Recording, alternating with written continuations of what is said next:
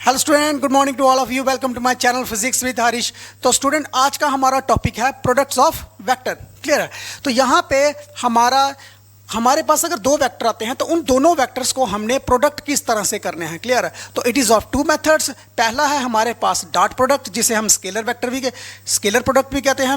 Okay, और उसके बाद नेक्स्ट है आपके पास क्रॉस प्रोडक्ट, जिसे हम वेक्टर प्रोडक्ट भी कहते हैं। क्लियर?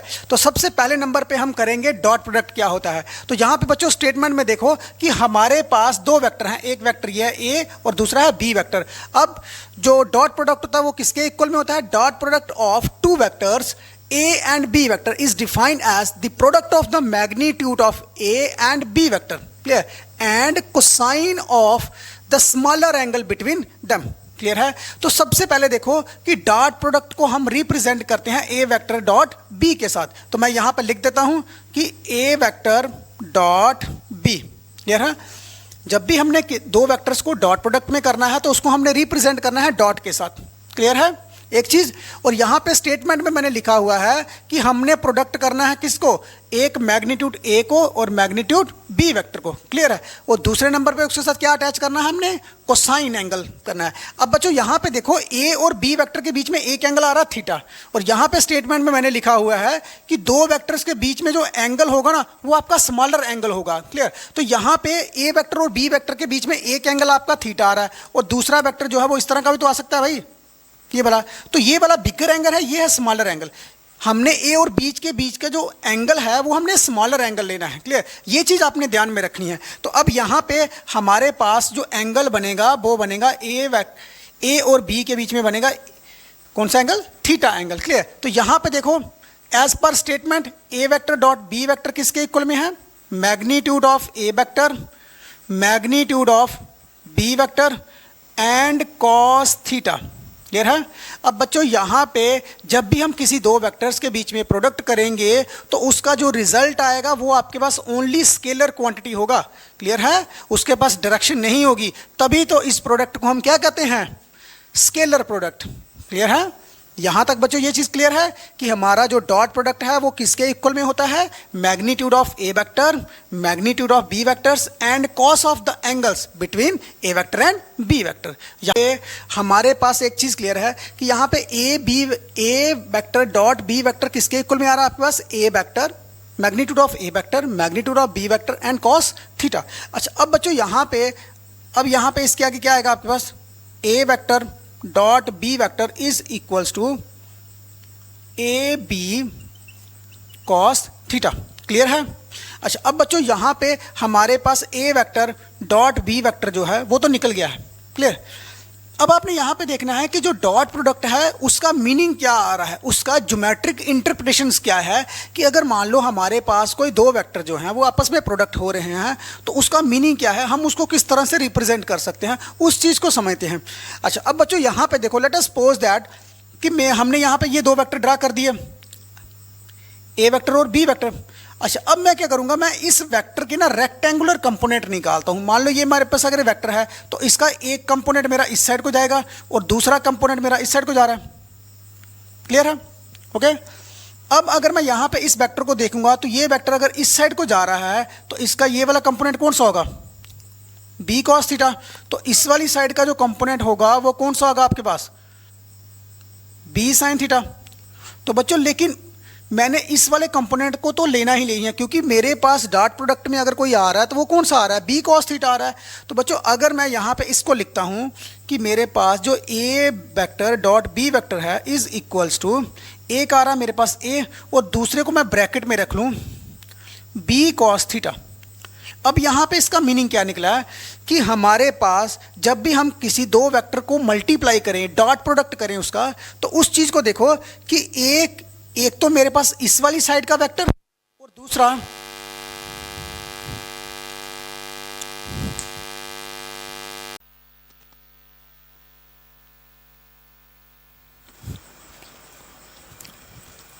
अच्छा बच्चों, अब देखो यहाँ पे मैंने इसके रेक्टेंगुलर कंपोनेंट किए बी वेक्टर के। तो बी वेक्टर के जब मैं रेक्टेंगुलर कंपोनेंट करूँगा तो इसका एक कंपोनेंट इस साइड को जाएगा, वो होगा आपका बी साइन थीटा, और एक कंपोनेंट जाएगा इस वाली साइड जो होगा आपके पास बी एक बी कॉस थीटा और दूसरा बी साइन थीटा। क्लियर है?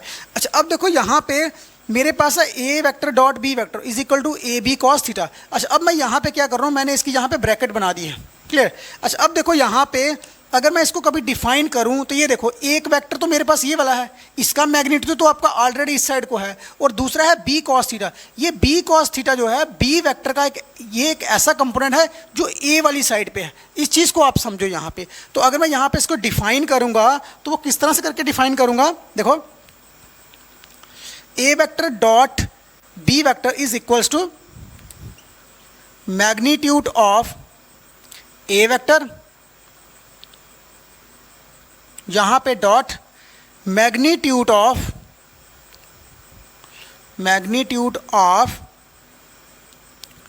B vector along A vector. मतलब कि यहां पे जो आपका एक तो आ गया आपके पास ए वेक्टर, उसकी डायरेक्शन तो इस साइड को है, तो जो बी वेक्टर है उसके दो कंपोनेंट हैं और उनमें से एक कंपोनेंट ऐसा है जो आपका ए वाली साइड जा रहा है। क्लियर है? तो अगर बच्चों यहाँ पे मैं इसको दूसरी तरह से डिफाइन करूँ तो मेरे पास यहाँ पे एक वेक्टर दोबारा से मैं इसको डिफाइन करता हूँ A vector dot B vector, तो वो मेरे पास आता है A B cos theta. Clear? अब मैं इसको थोड़ा सा चेंज करता हूं तो मैं यहां पे b लिख लेता हूं और यहां पे a cos थीटा कर देता हूं। क्लियर है? ओके। अच्छा अब बच्चों यहां पे देखो इस चीज को कि हमारे पास लेट अस सपोज कि मैंने तो यहां पे बोल दिया है कि यहां पे आपके पास अब यहां से जो डायग्राम में चेंज आएगी ना वो देखो यहां पे अब मैं a वेक्टर के दो कंपोनेंट करने जा रहा हूं। एक कंपोनेंट करने जा रहा हूं इस साइड को जो आपका a cos थीटा होगा और दूसरा कंपोनेंट होगा मेरा इस साइड को, इस वाली साइड को जाएगा, तो वो होगा आपका ए साइन थीटा। क्लियर? लेकिन मैंने वही कंपोनेंट लेना है जो इस साइड को जा रहा है। ओके तो अब यहाँ पे बच्चों अगर मैं इसको डिफाइन करूँगा तो मैं यहाँ पे लिखूँगा मैग्नीट्यूड ऑफ बी वेक्टर और दूसरे नंबर में मैं लिखूँगा magnitude of A vector along B vector. मतलब कि अगर कभी हम बोले हैं कि dot product of a two vector तो उसको हम किस तरह से डिफाइन करेंगे कि हमारे वो जो दो वेक्टर्स के बीच में डॉट प्रोडक्ट हो रहा है उनमें से एक वेक्टर को अगर आप रिजॉल्व करो, उसके दो रेक्टेंगुलर कंपोनेंट बनाओ, तो उनमें से जो एक कंपोनेंट होगा वो आपके पहले वाले वेक्टर वाली साइड जाएगा। क्लियर? तो डॉट प्रोडक्ट के बीच में बच्चों याद रखना हमें जो प्रोडक्ट मिलता है वो आपका क्या होता है, स्केलर क्वांटिटी होती है। क्लियर? वो वेक्टर क्वांटिटी नहीं होती है, ओनली स्केलर क्वांटिटी होती है। क्लियर है? अच्छा अब अगर हम यहां पे इसकी प्रॉपर्टी को देखें, प्रॉपर्टीज ऑफ वेक्टर, इसको देखो यहां पे प्रॉपर्टीज ऑफ, यहां पे डॉट प्रोडक्ट है। Okay properties of dot product, तो यहां पे बच्चों इसकी जो सबसे पहली प्रॉपर्टी होती है वो आती है आपके पास कम्यूटेटिव प्रॉपर्टी।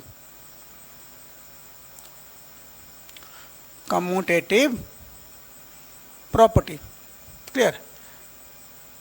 कम्यूटेटिव प्रॉपर्टी में क्या होता है कि डॉट प्रोडक्ट इज कम्यूटेटिव। तो डॉट प्रोडक्ट इज कम्यूटेटिव का मीनिंग क्या है कि हमारे पास यहां पे देखो, यहां पे आपके पास A vector dot B vector है, इन दोनों का जो रिजल्ट है वो आता है आपके पास ए बी कॉस थीटा।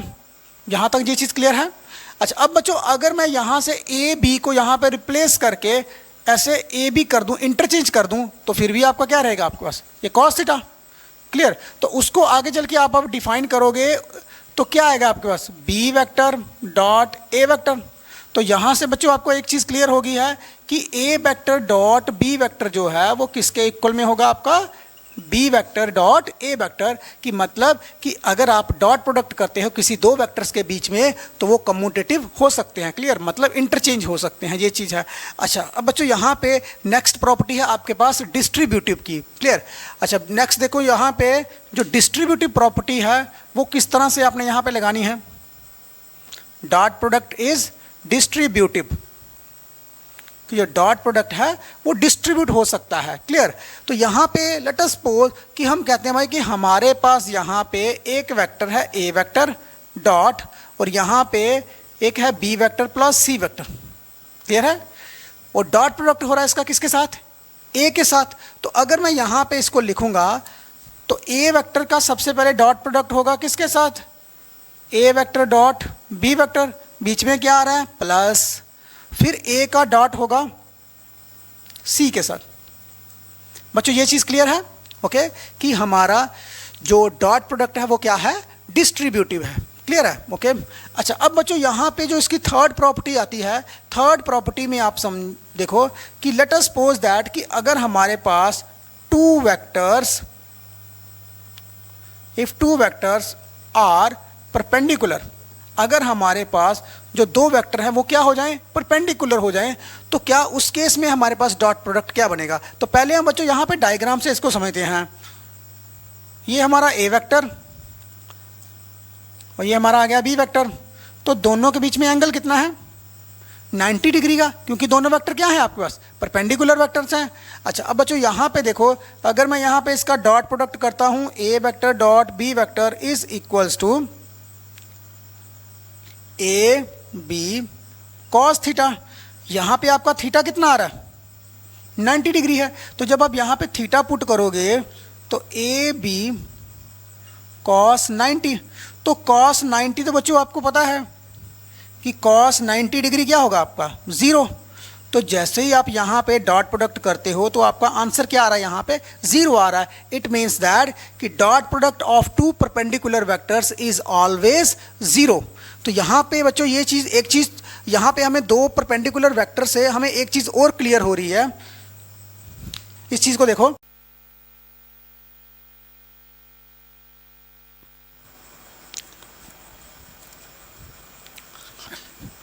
अच्छा बच्चों अब यहाँ पे आपको इतना पता चल गया कि आपके अगर हम कभी दो वेक्टर रखेंगे तो दो वेक्टर अगर परपेंडिकुलर होते हैं तो उनका प्रोडक्ट क्या आएगा आपका 0। तो यहाँ से बच्चों हमें और एक और कंक्लूजन मिलता है कि अगर मान लो कि हमारे पास यहाँ पे एक प्लेन है, क्लियर है, तो प्लेन का ये वाला x, ये y और ये z एक्सिस आ गया, तो x वाली साइड कोई भी वेक्टर हो तो उसकी डायरेक्शन क्या होती है i, y वाली साइड j हो जाएगा और z वाली साइड क्या हो जाएगा आपका k।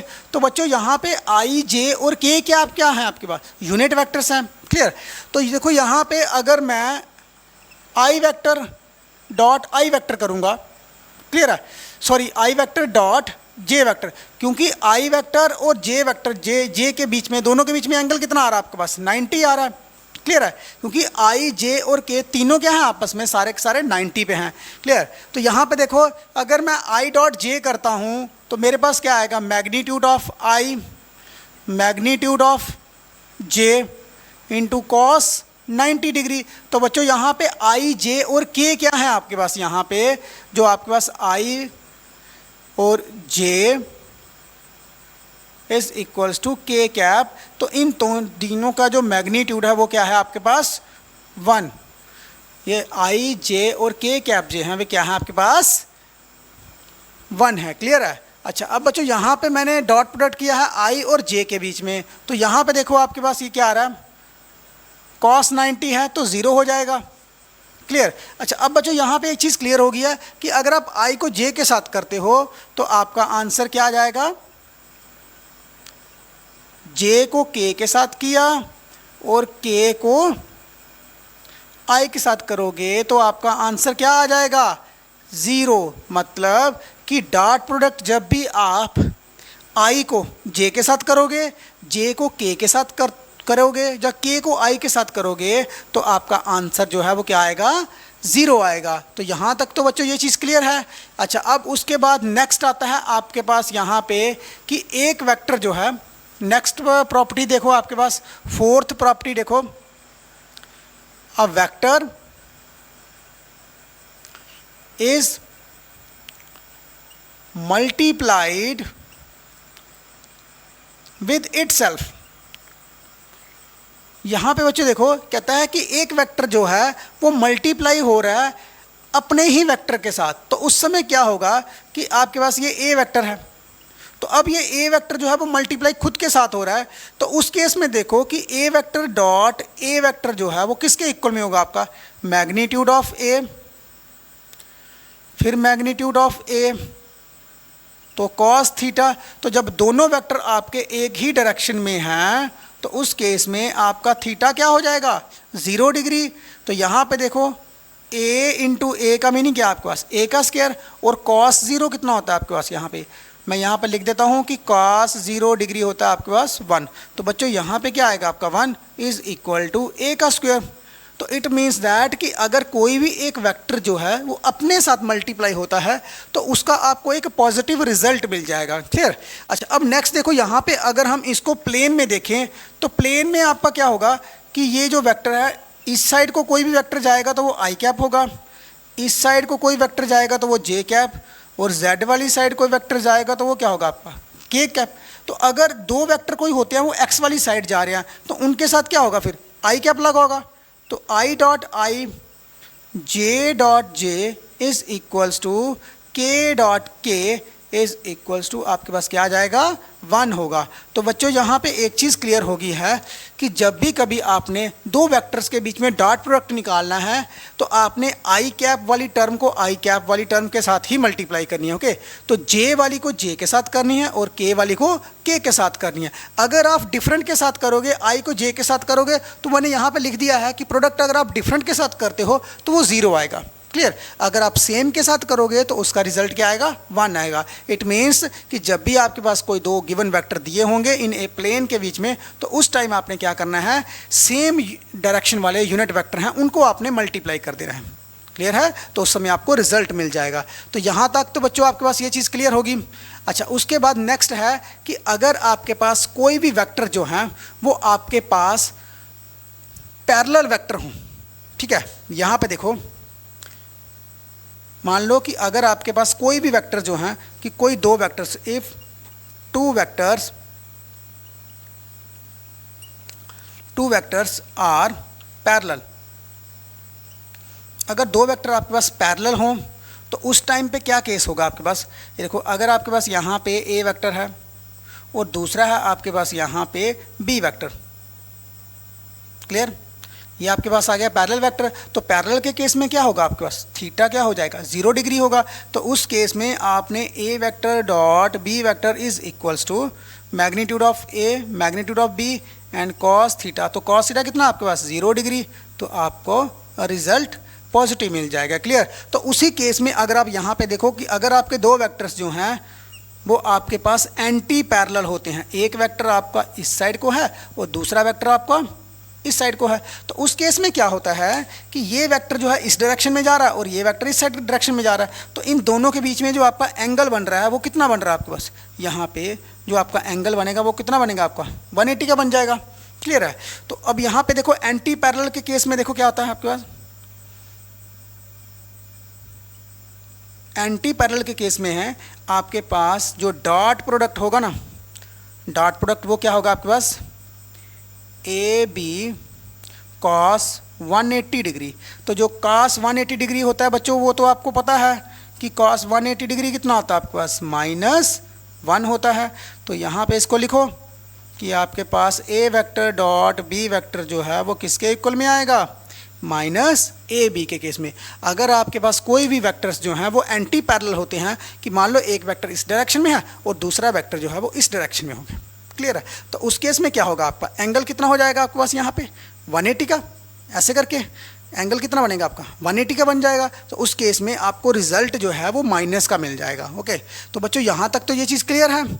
अच्छा, अब उसके बाद एक लास्ट पॉइंट बचा है आपके पास, वो देखो कि अगर आपके पास जो वेक्टर हैं वो रेक्टेंगुलर कंपोनेंट में होते हैं तो उस केस में आपके पास जो डॉट प्रोडक्ट होगा वो क्या होगा, उस चीज़ को समझो पहले। ये लास्ट प्रॉपर्टी होगी बच्चों इसकी। सबसे पहले आपने जो मेन चीज़ है ना, मेन प्रॉपर्टी जो है वो दो ही हैं आपके पास, आई जे वाली और आई कैप आई वाली। इसके ऊपर आपने ज़्यादा स्ट्रेस देना है क्योंकि इसी के बेस के ऊपर आपके न्यूमेरिकल्स जो हैं वो निकलेंगे। ओके, अच्छा, अब देखो यहाँ पे बच्चों, अगर आपके पास यहाँ पे एक वेक्टर है ए वेक्टर, क्लियर है, और दूसरा वेक्टर है आपके पास बी वेक्टर, तो इन दोनों के बीच में आप डॉट प्रोडक्ट निकालना चाहते हो। अब ये है कि आपके पास इसके रेक्टेंगुलर कंपोनेंट होने चाहिए। क्लियर। तो रेक्टेंगुलर कंपोनेंट में मैं आपको बोल रहा हूँ कि अगर ए वेक्टर देखो तो along x axis along y axis और along z एक्सिस, वो कितना होगा आपका i j और k वाला। क्लियर। तो दूसरा वेक्टर देखो यहाँ पे b वेक्टर, तो वो bx i cap, by j cap और bz k कैप, ये चीज़ होगा आपके पास। यहाँ तक बच्चों ये चीज़ क्लियर है। अच्छा, अब मैं यहाँ पे डॉट प्रोडक्ट निकालने जा रहा हूँ रेक्टेंगुलर कंपोनेंट्स के, तो मैं यहाँ पे अब क्या लिखूँगा कि डॉट प्रोडक्ट को किस तरह से डिफाइन करूँगा। ये देखो रेक्टेंगुलर कंपोनेंट है, तो यहाँ पे आपके पास क्या आएगा, ओनली आपने आई वालों को मल्टीप्लाई करना है। ए एक्स आई का है तो बी एक्स आई का, तो दोनों को मल्टीप्लाई करोगे तो क्या आएगा आपका ए एक्स बी एक्स प्लस जे वाली टर्म्स को देखो ए वाई और B Y plus A Z और बी जेड। आपने इनको मल्टीप्लाई करोगे तो आपका आंसर क्या आ जाएगा, सिंपली ये वाला आंसर आ जाएगा। ये चीज़ क्लियर है बच्चों। अच्छा, अब बच्चों यहाँ पे अगर आपने कभी कॉस थीटा निकालना हो तो उसका क्या बनेगा, आपने अगर आपको यहाँ से कोसाइन एंगल निकालना पड़े तो बच्चों सबसे पहले नंबर पे आप इस डेफिनेशन को समझो, क्योंकि मुझे इस समय क्या निकालना है, कॉस थीटा निकालना है इसमें से। क्योंकि कभी कभी आपको वेक्टर दिए होंगे रेक्टेंगुलर कंपोनेंट्स में, तो उसमें आपको पूछा होगा कि इन दो वेक्टर्स के बीच का एंगल निकालो। क्लियर है। तो उस केस में हमने क्या करना है, हमने सबसे पहले डेफिनेशन लिखनी है इसकी। तो डेफिनेशन में आप लोग क्या लिखते हो कि A vector dot B vector किसके इक्वल में होता है आपके पास, magnitude of A dot magnitude of B into cos theta. तो यहाँ से आप कॉस थीटा निकालो, तो cos theta is equals to A vector dot B vector upon magnitude of A और मैग्नीट्यूड ऑफ बी। ये चीज़ क्लियर है बच्चों। अच्छा, अब सिंपली आपने क्या करना है कि यहाँ पे ए वेक्टर को लिखना है ए x I cap plus A Y J cap plus A Z के कैप, और बी वेक्टर का बी एक्स बी वाई और बी जेड के कैप, ये चीज़ लिख दिया। और यहाँ पे देखो मैग्नीट्यूड ऑफ ए आया हुआ है, तो अगर बच्चों मैं यहाँ से मैग्नीट्यूड निकालूंगा तो मेरे पास क्या आएगा, यहाँ पे मैग्नीट्यूड के लिए तो सिंपली आपने स्क्वायर रूट करना होता है, ए एक्स का स्क्वायर प्लस ए वाई का स्क्वायर प्लस ए जेड का स्क्वायर। तो बी का करोगे तो आपके पास बी की वैल्यू निकल जाएगी बी एक्स का स्क्वायर बी वाई का स्क्वायर और बी जेड का स्क्वायर। ये चीज़ क्लियर है। ओके, तो अब इस केस में अगर आप यहाँ पे वैल्यू पुट करोगे इसकी, तो यहाँ पे क्या आएगा आपके पास, सिंपली रूट ए एक्स का स्क्वायर ए वाई का स्क्वायर और ए जेड का स्क्वायर। ये आपके पास आ गया magnitude of A. Magnitude of B के लिए आपने क्या करना है, यहाँ पे रूट बी एक्स का स्क्वायर बी वाई का स्क्वायर और बी जेड का स्क्वायर। बच्चों ये चीज़ क्लियर है। ओके, अच्छा, अब देखो यहाँ पे नेक्स्ट अगर आप यहाँ पे इसको और ज़्यादा क्लोज लेके जाओगे तो हमें पता है आई वाले के साथ हम आई वाले को मल्टीप्लाई कर सकते हैं। तो मेरे पास क्या आएगा, A X B X plus A Y B Y plus A Z B Z upon root में करो ए एक्स का स्क्वायर ए वाई का स्क्वायर और ए जेड का स्क्वायर इंटू सेकेंड रूट देखो बी एक्स का स्क्वायर बी वाई का square और बी जेड का स्क्वायर।